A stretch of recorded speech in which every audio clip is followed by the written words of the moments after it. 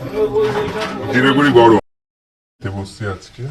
আজকে আছে আলু সিদ্ধ মাখা, দুটো মুরগির ডিম সিদ্ধ, মাছের ডিমের বড়া, মুসুর ডাল, বাঁধাকপি দিয়ে মাছের মাথা ভাজা, এটা হলো চিংড়ি মাছ দিয়ে মোচা ভাজা আর গিলে মেটের তরকারি। চলো খাওয়া যাক বন্ধুরা, আজকে অনেক খাবার দেখতেই পাচ্ছ। চলো খাওয়া যাক। প্রথমে আমি খাবো আজকে মোচা ভাজা দিয়ে। মোচা ভাজা নিয়ে নিলাম, মোচা ভাজা দিয়ে খাবো। এই মোচা ভাজাটা একটা দিদুন রান্না করেছে, আমি মোচা খেতে ভালোবাসি বলে মোচা ভাজাটা দিয়ে গেছে। দেখো চিংড়ি মাছ দিয়ে ভেজেছে। চলো বলছি কেমন লাগলো খেতে।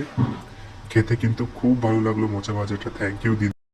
তখন বাঁধাকপি ভাজাটা নিলাম, মাছের মাথা দিয়ে রান্না করেছে। দেখো খেয়ে বলছি কেমন লাগলো। খেতে কিন্তু খুব ভালো লাগলো মাছের মাথা দিয়ে বাঁধাকপি ভাজাটা।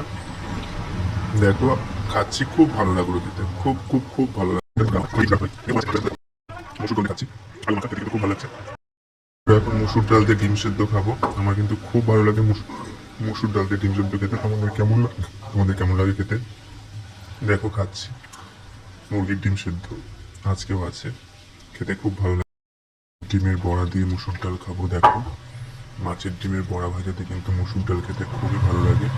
খেতে কিন্তু খুবই ভালো হয়েছে, তোমরা দেখেছো মাছের ডিমের বড়া লিমিটে।